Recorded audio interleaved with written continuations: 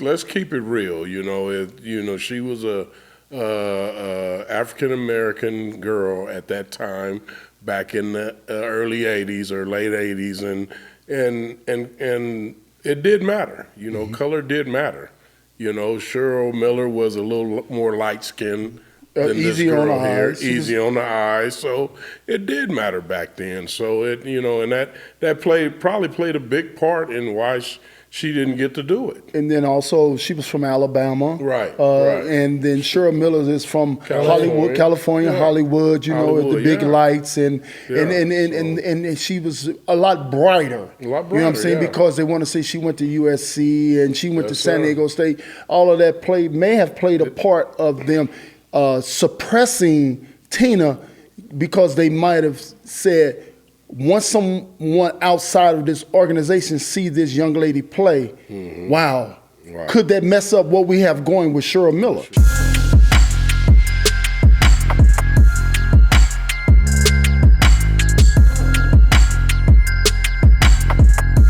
Oh, today we're going to have Tina Hutchinson on the show. I mean, Juju Smith, she just broke her record. She had 29.9 points per game as a freshman.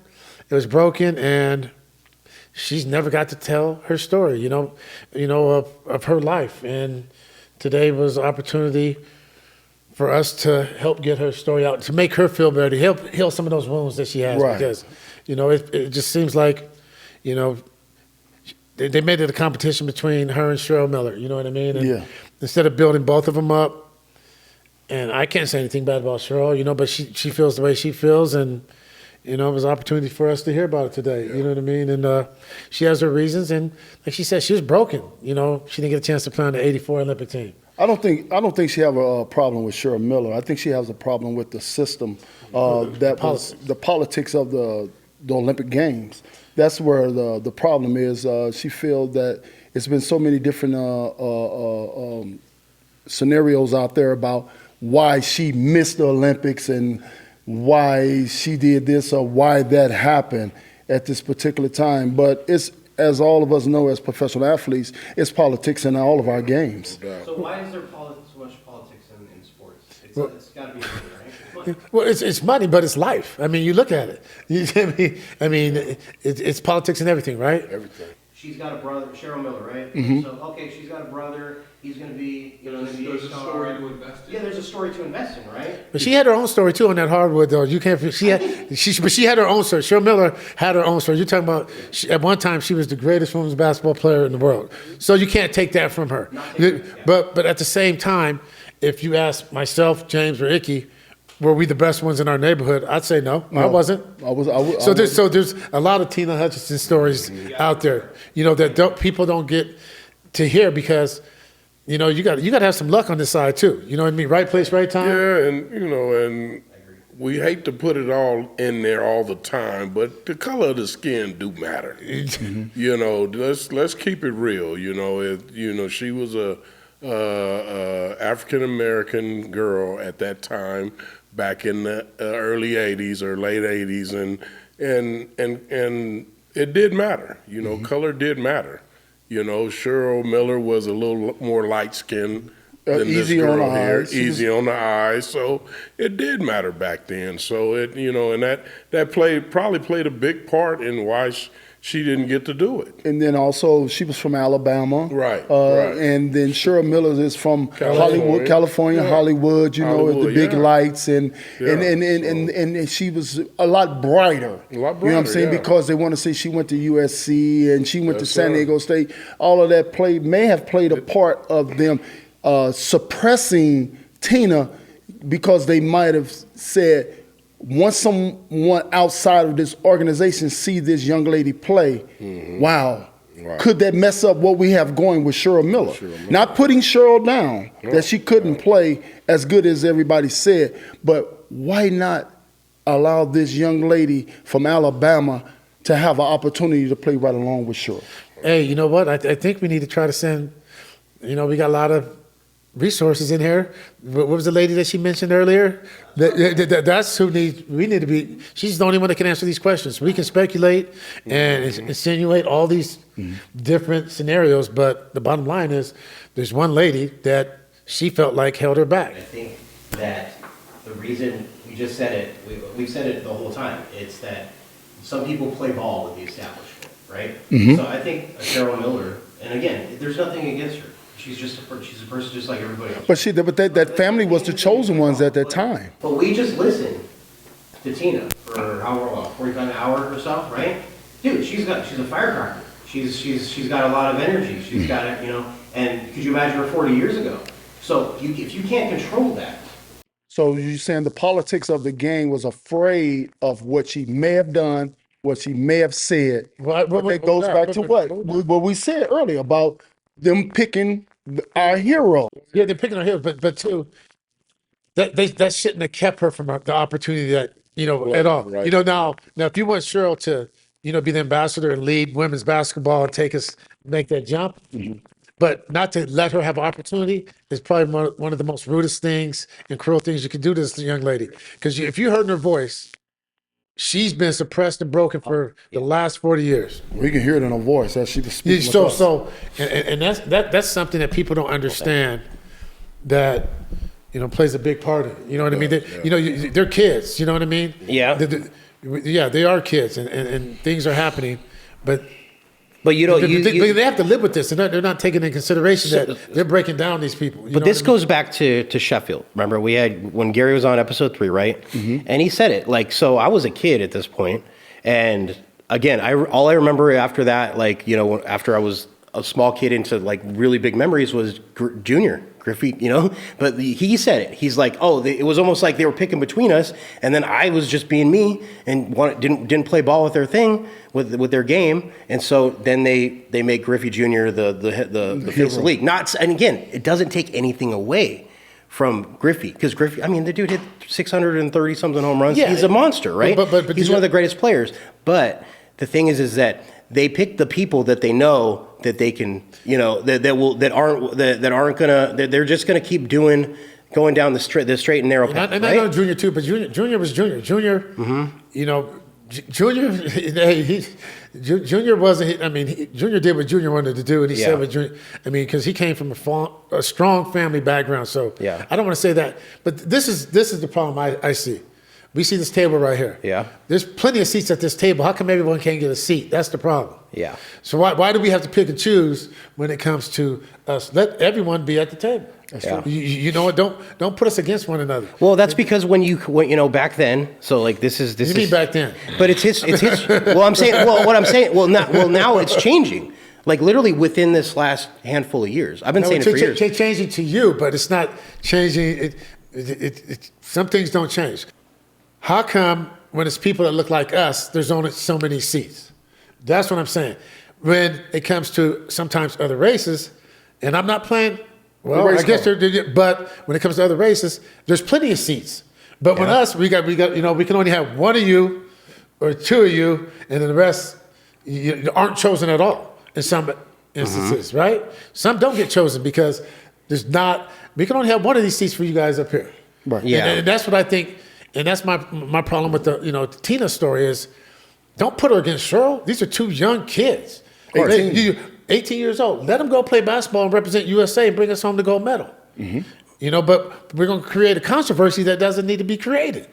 Of course. And now this young lady's life for the last 40 years has been, she feels like she has a hole in it. Even though she says she's good, you can tell the way she was talking, she has a hole in it. And, it's... I don't want to say I feel her on something because I think I'm still getting over being the only person that ever hit 50 home runs and get traded. But that's my problem that I was about to say. It was done to you. Yeah. Actually. But I was able to still play the game. So it was a different, but you did everything to stay in the city, and then you think you did your job. I already know what it was. What about your brother Gary? What about Park? You see what I'm saying? Why these guys aren't in the Hall of Fame with these numbers that they walking around with? So, but you get it though. So when you were saying bottleneck, it's different than bottleneck because we've been through it.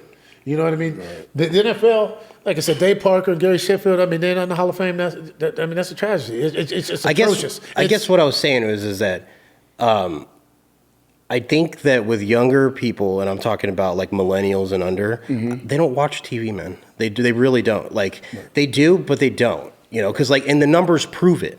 The numbers prove it. Like when you have 1 million or 2 million, those are the top shows. Like say 20 years ago, you're talking about the top shows getting 15, 20 million. But you asked us why, how come she didn't make it or not make it, or what was our opinion on that? We're not talking about, we can only give you our perspective. For sure. I'm saying changing today. I think the game's changing today because there's more outlets. Guess what? Like we could just, like they weren't just giving you a show. We made our show. We made the show. Yeah, we had to go out but we wouldn't have had this opportunity. Look at the percentage of African American players in baseball when I was playing, opposed to right now. Is it getting better than it was 2 years ago? Yeah. But is it better? It depends what you think better is, right? Yeah. The definition of better. I agree. But I think you have to understand on that aspect is that viewers, there's not as many people watching baseball than they were during your era, right? So they've been trying to figure out so many ways to keep the monetization train rolling. That's why you see 1 billion banners in the outfield now. But still, what color are the banners? What do you mean? And I'm saying, because you keep saying, TV's not the same, but we're trying to figure out why certain people have certain opportunities. Yeah, well, I mean, now it's to the point where there's not anyone in there anymore, so they have to back their horses that they've had forever, right? But like I just told you, that's why I said, oh, does anyone know Sage Steele? Because she got fired and she's starting her own thing. She's just like, and again, I don't agree with everything everyone says, but the whole point is that now there's an opportunity, right? Okay, so I think we're talking about two different things, because I was talking about the realm of athletics. Athletics, me too. Right? I was about to go into TO. You know what I'm saying? Yeah. TO, where they did TO. How you keep a guy out is probably the second best wide receiver to ever play the game. Yeah. And it took him 2 times to get in the Hall of Fame. And you know why? We all know why. Due to the fact that he did not play the game. That's exactly the with point. The media, with the politics of football. Everyone knows why Gary Sheffield and Dave Parker aren't in the Hall of Fame. Yeah. In fact, those are the comments on the episode. First ballot Hall of Famer. Because first ballot. You talk about Lee Smith. I mean, they were questioning his numbers at one point. I mean, look how long he had to be off the ballot. Now you guys got some guys that have 100, 200 saves below that are on the verge of getting in. Wow. Yeah.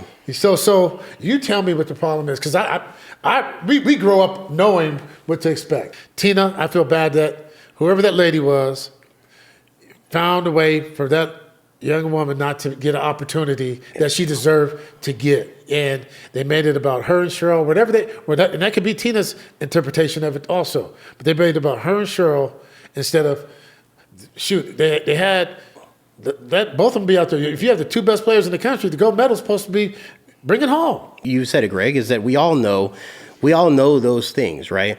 But I think how to get past all that crap is to stop dwelling on those things and just like you said, just like make things undeniable, right? And if somebody's not there to give you the opportunity, you make the opportunity for yourself. But it's easy. Like it's easier right now in this.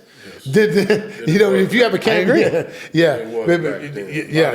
I know that. Yeah, but it was back then. But I'm agreeing with you. Yeah. We've been wanting to go forward a long time ago. Yeah. We've been trying to move on for years, but you can only go so far. The goal line keep moving. You cross it, that mug over here. You're like, what? I thought I was going to score. That's true. You ain't just scored. I know. Hey, Ickey jumped up and did the shuffle, and they was like, first down. No, brother, that's first down. Stop dancing. No, but we understand what you're saying. But too, you still have to have some opportunities, and things have to go your way, and hopefully. Because there are a lot of good people. So we're not saying there are a lot of good people. And hopefully, when it's your turn, one of them good people are there to help guide you and don't let you get overlooked or bypassed. And that's what it comes down to. Yeah. You know what I mean? We could try to change it. We could try to do a lot of things. But last time, they ain't calling me. You know what I mean? So, you can just control what you can control. And, just hopefully at home, these people are being told the truth, because I don't care how talented you are, and like I said, I wasn't the best. They said they said the same thing in our neighborhoods. You need some luck, but when you get your opportunity, take advantage of it. That's it. Don't waste it.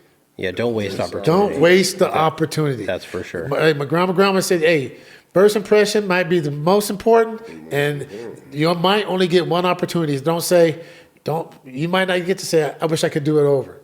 And that's a great transition into Yeah. Mr. Ickey Woods' story. You know what I mean? Oh, yeah. With his foundation and his golf tournament coming up, that'd be some good. Well, he got a theme song coming on. He got the cold cut.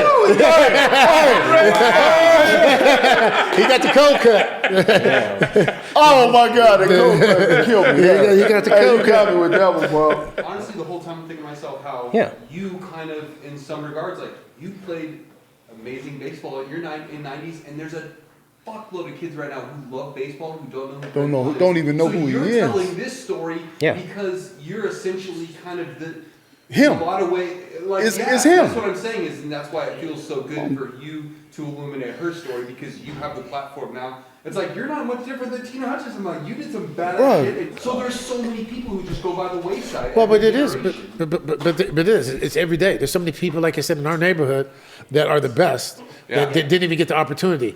So for me to sit here and say like I was dealt some I'm unfair chance with playing 16 years in the big leagues would be, I mean, that's not true. But haven't you also looked at it? You have a relative story. I think your story has a relative meaning to it. Well, Right? like I said, the story of, like I said, 15 home runs is relevant just because you do everything to stay in the city, and they can't afford you. They're paying guys not much less than I was making after that. Make it make sense. Like what the you're paying. No, yeah, but I had to let that go because you know what I mean. And Kevin Towers, rest in peace. Larry Lucchino, rest in peace. Yeah.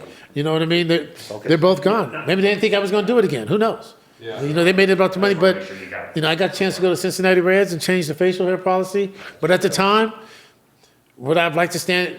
But all the lives I was able to touch in Cincinnati, that's been a blessing. But also, like I said, man, What about when they say something about Gary? The first thing they say, boy, he used to be wild as shit. Instead of just saying, that's a bad motherfucker on baseball. But he used to be wild as shit because what did the media always show? That's true. Gary doing something that they wanted him to be, because they control this. That's it. You dig what I'm saying? Yeah. They control that. Why people first thing they say, man, Sheffield used to be wild as shit, instead of saying, hey man, when he got up that thing, got the wiggle in that bat, you know what's fixing to happen. They don't mention baseball first. So remember the whole thing of like it has to get worse before it gets better. I think we're in the worst phase right now. In all of it. I really do. I think we're in that because I think we've came out the worst stage. I think we're You think so? actually peaking I agree. out the hole. Get the microphone. Get the microphone. This is what it is. you think so? I think we're actually coming out of that hole. I think we're about chest high right now because things was a lot worse 10 years ago than what it is right now. In what aspects? Yes. In what I would aspects? like to please? know. In what aspects? Far as the pay, if I'm talking about the NFL, far as the pay, far as the ability to be able to come on a podcast and be able to say what you want to say. 10 years ago, we could not do that. Now, as ex-professional athletes and professional athletes right now, we control the narrative a little bit more than ESPN because ESPN is going to only show a clip. But when we come on these podcasts and run them ourselves or our friends run them, we can actually say what we want to say and get across what we want to say and tell the truth, not just part of the truth, not our definition, our definition of our truth. Yeah. Because their truth might be their truth. So you know what I mean. And just our truth. And like I said, there's always two sides. You know what I mean? No, there is. Well, that's what I was kind of getting at. So I think, in turn, they created their own worst enemy. They created the thing that's going to replace them. Unfortunately, they did it themselves because by suppressing people for so long, by making people stay in line so that you can keep your job, so you can make the money to vote, all that stuff, right? That. You create it, and then all of a sudden, now everybody has a platform. Everybody has a platform. Everybody's got a phone. Everybody has a platform. Well, now. think about what me and Greg just did today. Tina Hutchinson wouldn't have ever got the opportunity to say what she wanted to say on ESPN, on CBS, ABC, but she was able to come on Life After Sports and say it. Yeah. And get that what's been aching her, like Greg said, for 40 years inside her. She probably going to have the best night of sleep of her life because this was therapy for her tonight. Agreed. Getting this off her chest, getting the opportunity to let the world hear her truth. And that's the point of this whole Agreed. Life After Sports 23. It's not because all we have is sports figures on here, but it gave us the platform to develop. It gave us, the platform to let people be able to tell their version of thyself. Their own life. Thyself. You know what I mean? Because imagine if there's two opportunities at that point, right? With Sheryl and Tina, right? Two opportunities. Like, so Sheryl does what she does. She's a superstar. She's got her own thing, right? But imagine if Tina, gets to the next level and then elevates more younger girls, right? And then they have another figure to look up to and see where. So, like, imagine where it could be, right? That's kind of where the point of it, right? Yeah, the point is where it could be, but also the point is part of going through what she had to go through made her who she is today, and that she relies on the Lord, and that she wants to get out there and touch so many young girls so they don't have to go through what she went through. Yeah. So it's twofold. It sucks that it happened to her. Yeah. It's horrible that adults do that to kids. They've been doing it for a long time. Forever. And they will continue to do that. But it made her the person she is today with all that energy. And like she said, she's going to, she's doing the Lord's work, and she's going to go out there and do her thing. And that's what it's all about. And it's almost the same as the media wanted to put Caitlyn against, what's the girl from LSU? Angel Reese. Angel Reese. They wanted to put them against each other. Why not let those two young ladies grow the game together instead of saying, let's put them against each other and make it a black and white thing? Not saying black and white, but they made it a black and white thing when they act like she was this much more a competitor than she was. You know what I'm saying? Yeah. Instead of doing that, put them together, let them grow the women's game together. Those two girls lift women's basketball single-handedly by themselves over the last 2.5 years. Those two young ladies. Well, but there's a lot more of them, but those two for sure. But thank God we have Dawn Staley. Thank God. Because that's a class act.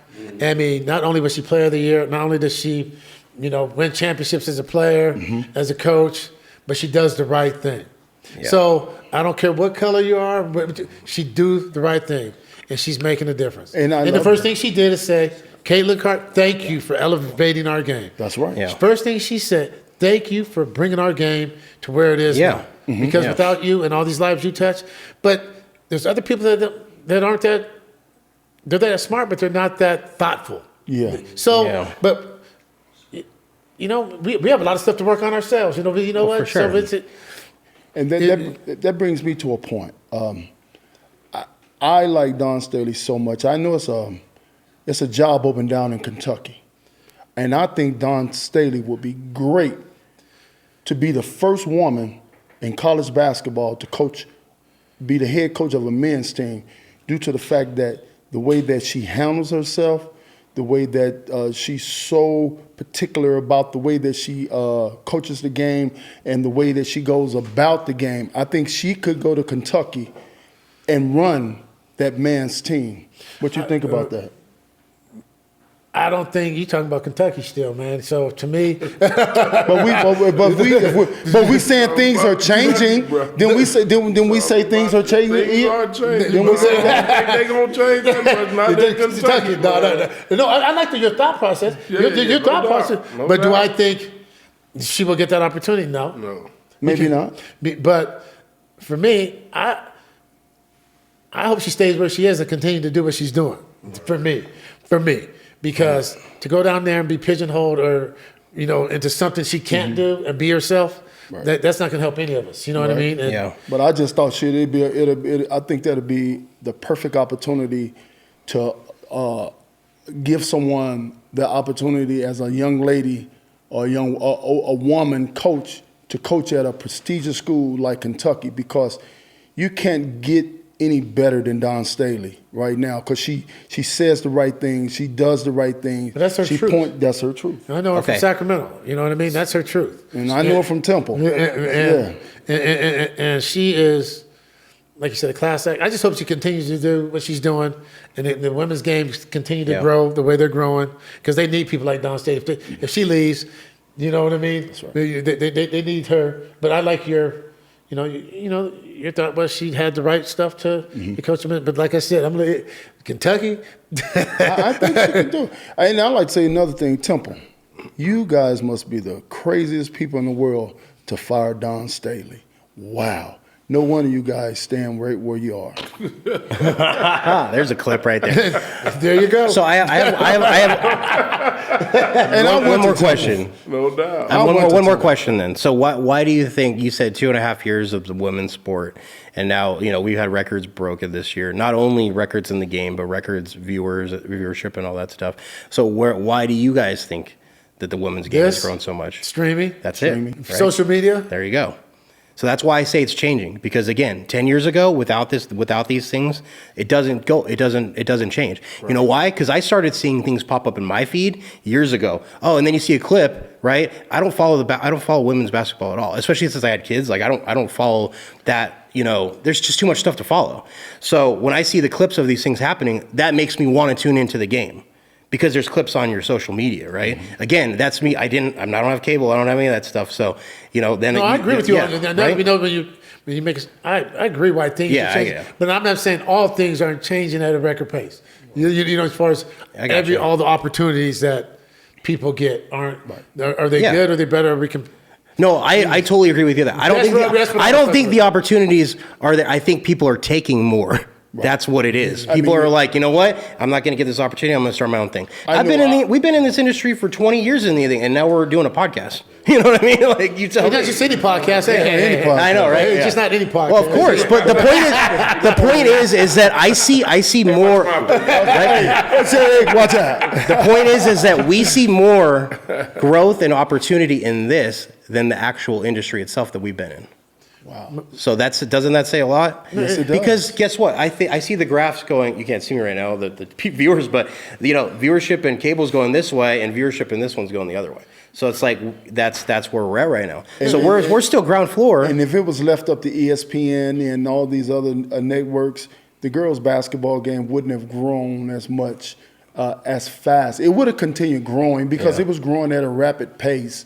But over the last couple of years, it just took off like a jet. You know what I mean? Yeah, due to social media, is due to, like you said, this type of platform.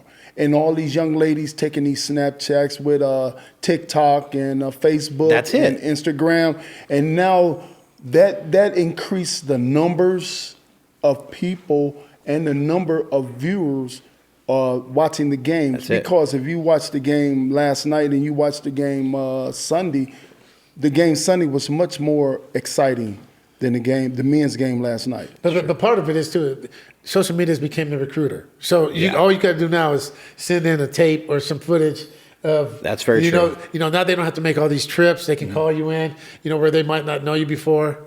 So social media has done a lot of good things. It's done some crazy things too. But like you said. You got to give people the freedom, right? That's the whole point. You had the freedom. You had the freedom. Because I do remember when I was a kid in my teenage years, that's when they were propping up the WNBA came out, and they tried so hard. So that's what I'm saying. I think social media and these things are the factor because, dude, they tried to prop it up back then, and it didn't get as big as it could be. But then too, you had a lot of trail setters too. From soccer players to, to. I mean, they've been pushing for, these women's rights and all that stuff, which they should. Agreed. What I mean? Yeah. Because I said, with somebody that doesn't look like me, I said, no, the only way you can feel like maybe we feel is if you had a daughter and she wasn't able to do some of these things. Totally. You know what I mean? That's right. If you had a daughter, because, a lot of people don't understand why we feel the way we feel. Agreed. But look how far and how long it's taken women's sports to get to this point. Yeah. And just, your daughters are getting opportunities now. We got opportunities, but it's still taking us a while to get all the same opportunities as everyone else. Like I said, in America do not love our women enough. America do not love our women enough. We have some special women here in America, and we don't push them up high enough. We just don't. but that's the way it is. Well, that's what you said when you said Don going to Kentucky. Well, that's why I would love to see. That's why I would love to see her there. I know it's not going to be reality, and I know it's not going to happen. But if someone don't say it, no one ever would think it. Agreed. You know what I'm saying? So I'm saying it so it may strike someone else. And then someone else might hear me say it and they'll say it. And then they'll say it. And then next thing you know, we got enough people saying it and it's enough noise and enough sound. That's it. The right person to hear that sound. He might not hear the noise, but he might hear that sound. And that sound might be just enough for him to say, hey, let's bring her in for an interview. She might not They might do that. but give her an interview. And that's okay. At least she did get the opportunity But like to I interview. said, I just rather just keep doing the thing for that girl side. For me, Yeah, for me, grow that because- side, right? Yeah, because they're thriving, and what she's doing at the university she's at, they're going to reward her, and she's. I just think everything about her, she's good. She's grounded enough to keep doing the right thing. Well, I think the WNBA need to step up because a lot of our good basketball players really want to stay in college because they make more money in college than they make going to the WNBA. Oh yeah, So you can get into that WNBA because in Ice Cube and the Big Three, they offered Caitlin like $5 million or something. But you know what? It looks like to me, Ice Cube may have some up his sleeve, like starting the Big Three girls league. And could you imagine how he would put the WNBA out of business? Because you won't need those many players, and you can pay them more, but you could have more. You can have more teams. If you understand what I'm saying, not a lot of girls on the one team, but a lot of girls on a lot of teams, and pay them a lot more than the WNBA is paying them. And I bet you the WNBA are step up their game for us paying these young women. Hey, you need competition for things You to need grow. competition.